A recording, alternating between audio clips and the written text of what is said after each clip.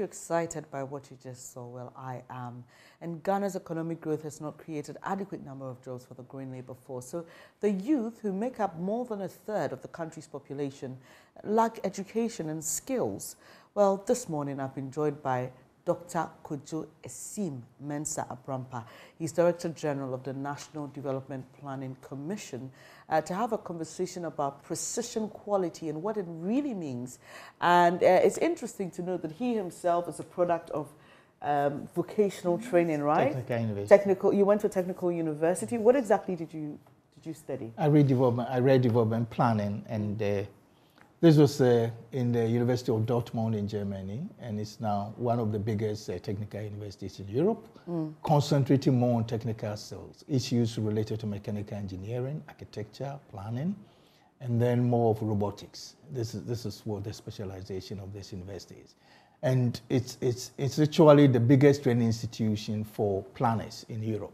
And it is not just going to learn book and then come back, but it sets you on a practical work. I did my PhD there for 4 years, and in the 4 years, the theories that you read is yours. But it's a real practical work you get on the ground. There are problems in Europe which you are assigned to solve with your professor.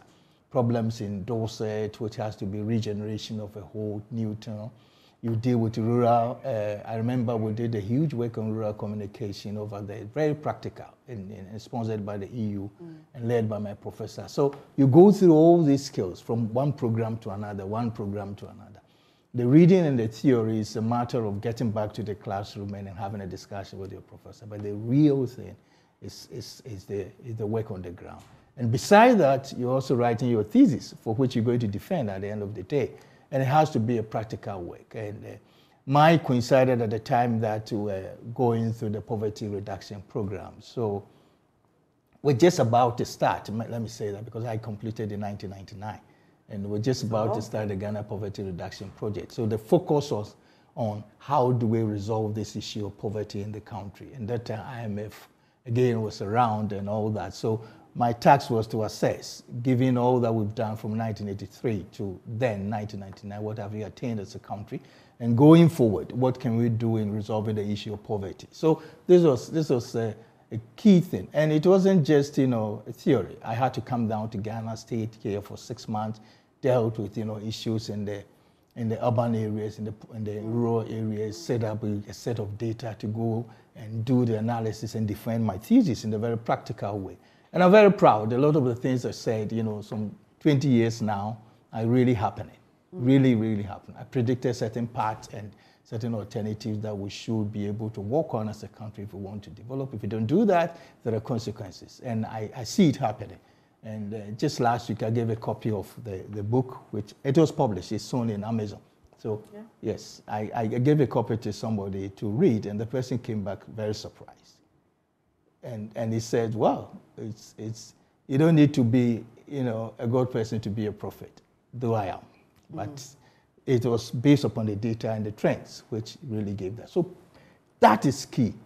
Learning is not just a matter of knowledge, but a knowledge that can be applied. And that is key. And that is what they give to you at the university over there in Germany.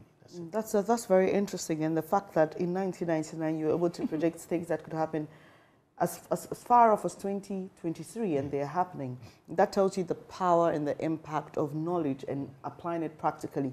But tell us exactly what this national policy framework on precision quality is about. This is important in the sense that I am so excited about it because it came from a private sector observation and a private sector, I call it a trigger. Because I was in my office when this lady, who is the champion of this precision quality, Constance, came to my office, and that is the Design Technology Institute, the head. And then she came with a problem, that she's seen a problem, and I think that one of the ways to respond to the issue of unemployment is to make sure that we have the necessary skills, and we have people who can come out with quality things that we can sell. And I looked at it in a very, what is academic sense. What happened that we haven't been able to succeed with our industrialization? And as the document indicated, we started way back from Nkrumah's time. And in Nkrumah's time, you remember that we had all the industry set up because we had a capital. we had a lot of the knowledge of people who can manage these industries, but we lacked certain things. The real people with the skills who can do the nitty-gritty related to these industries wasn't that available. Again, we also had the problem of assessing the market. And then again, we had the problem of producing the raw materials on a consistent basis. So although we had the factories, we did not have the full ingredient to ensure that the chain works. And because of that, it was affected. A lot of them were producing far below the expected capacity, and eventually they had to go down.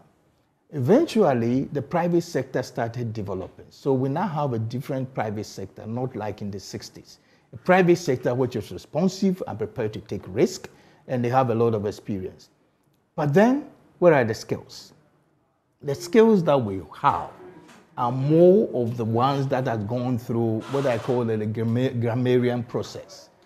Technology and skills and knowledge that drives technology in terms of your knowledge, the skills and ability is quite different. Different in the sense that people would like to take you and put you on, and from day one, you need to exhibit that knowledge through applying it. And that is where the challenge is. So now that we have those two areas resolved, we need to look at our skill level. The good thing is that what discussion I had with the lady is that in responding to these skills, you're also responding to one of the major problems we have, unemployment, particularly with the youth, because it creates more opportunities for them. That is the cycle that we need to create. We have a National Development Planning Commission put on the theory that, look, if we want to develop, then we need to look at how our primary sector, that is the raw material that we have here, a lot of them, all the minerals, gold, diamond, manganese, lithium, and the new ones that they are discovering almost every day, oil and all that, together with our cocoa, rubber, and all these traditional things, can be linked to our industrial process. Because what we do now is to produce them in the raw form and export them out. And then when we export them, the things that we need, we buy them. So our primary value has been placed. Exactly. So the primary sector is growing. The service sector is growing because we're trading. But the industrial sector is not responding to these growth triggers. Let's break it down for the ordinary person. Yes. What is precision quality, briefly? Precision quality is basically producing things that are based upon the needs of the industrial sector, so the market. And they said that you can link three things. The standards are the same. So if I buy this pen from one shop and it's the same pen, I will have the same service that it offers. And then it is also linked up with the training. So the standards are linked up with the training. The training in such a way that, because to produce those standards on a consistent basis, you also need to have certain skills that you need to exhibit. And then again, it is also linked up to the market. You are producing things for the market which is there. The industry produces things and it's for the market, and the market needs this quality. Again, there's a dimension which is very important that we need to look at. It's not just like training people to have the skill, but training people who also have the soft skills to be able to relate to customers, to be able to use your cognitive knowledge to make decisions at any given time. You see, I always ask myself, and that is one thing I experienced when I came back to this country after studies. I realized that I had wooden door, which termites were eating it, so I had to change it. So I went to the market with a carpenter. Okay, let's look for a door. And then we bought one of these Turkish doors. We went to my house, and then fixing it became a problem. Because then it meant that we need to cut part of the concrete. So I asked the guy, okay, that is wrong. Maybe we bought the wrong side. So what is the standard door size in the country? And come and see. He was fumbling. Because there are so many masons and carpenters who are dealing with these things, but they don't even know that there are required sizes which goes with these doors. Right. So, for instance, let me give another example. One of the advantages we have in Ghana is produce a lot of these aluminium products. And there is somebody who is interested in importing window frames made of aluminium to Nigeria. Then he says, okay, so that's good. We need to do these frames, yes. But for what size? Do we have a standard window in Ghana? Do we have a standard door, double door, 1.5, all those things? Do people who are working on this, do they know? So that is key. So that is one area which my good professor, the Ghana Standards Authority, we have worked on that, establishing standards for all this, because it is these standards which helps us to work. Let me ask you, what is the size that we wear? I know in Ghana, they tailor measures and then they sew. Is it large?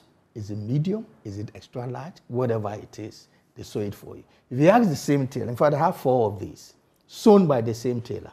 But when I wear it, they feel different. They are all different. They feel yes. different on me. You get that all the time. I had to return a consignment because same person, same seamstress, but different sizes. Exactly.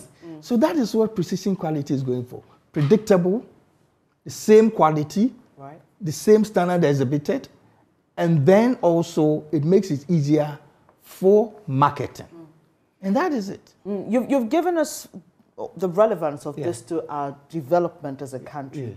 But look within the SAP region. We have AFTA here now, which is a good sign for us as Ghana. But do you think that we have positioned ourselves well enough to, benefit from this whole precision quality concept within the space regional demarcation that we find ourselves? Wonderful. Let me say that I mentioned that one of the challenges we faced in our first industrialization effort had to do with the market, because we were constrained in terms of consumption level. Now we have 1 billion people to meet instead of just the 30 million that we have in the country. 1 billion, 1.2 billion to serve, which means that the market is there created by African Continental Free Trade Area. But the challenge is that everybody is sizing up to identify the areas where they have the competitive and comparative advantage and specialize so that they can take advantage of that market. People are also going to develop more complex taste, because now it's not only the Ghana market. If I don't want your product, I can go to another country. And so competition is there. Comparative advantage must be taken care of. But your ability to enter this market depends on the quality of the product. And you think we've not done enough? I do not think we're there yet. And I know that the AFTA Secretariat, the Minister of Trade and Agriculture, all of them are pulling together. And that's one of the essence of this policy. But it is key. But this policy, I mean, it's a good thing it's being created now. But what do you think has been the challenge in creating a policy like this? We could have done it all this while, because people like yourself and other experts who've experienced what it's like outside Ghana know that this could help in solving the problem. Why haven't we been able to do this all these years? It's very interesting that in Ghana, the softer things are the most difficult. Because there, you need to deal with people, coordination. Coordination in Ghana, you're not just talking to institutions, you're talking to people who must ascribe, and you need to influence and convince them. And we have a situation where just a change of a person from a position to another could affect the whole discussions. And so we've gone through these iterations several times. This is not the first time. But we're fortunate this time we've gone very far. I'm happy you brought in that, because my challenge, like I said, this is an exciting concept, but my challenge is, would we be able to sustain this policy? Because we know how it is in this country. The change of a government, the change of a certain minister could just lead all of us onto another path. So what's the guarantee that this is going to succeed? The good thing is that we've gone beyond the individual conviction. We've gone to the institutional conviction. So now it has been institutionalized. That given that the persons that we started it, even though they might not be there, it will still be in the institution. So the first leg we've been able to go over. Now it rests with the institutions that we are working together with. The TVET, the Ghana Standards Authority, the Ministry of Employment and Labour Relations, the Ministry of Trade and Industry, the National Development Planning Commission itself, and Ministry of Education. So it's real multiple role. It's multifaceted, interdisciplinary, and therefore putting this team together has been the challenge. Now we're there. We've been able to develop a draft of roles, responsibilities for each institution, and what you need to do to be part of this whole complementary action to drive this precision quality. So one of the areas which I would like to add is able to penetrate the tertiary institutions. Okay, because I was going to ask you in the practical sense, how would this policy be run? How would it be executed? Great. So what we've done so far on the pilot basis is to bring the industry, the trainers, the standards, together. Okay. So the industry defines the private sector and the public sector what they need in terms of the product and in terms of the people. The second area has to do with the kind of skills that ought to be provided by these training institutions. So we've had the pilot cases of Whole Technical University, Takoradi Technical University, where we've run this over a period, thanks to DTI and the support we got from MasterCard, to be able to run this on a practical basis. And they did an experiment, interesting experiment, which formed the basis of one of these, the policy strand.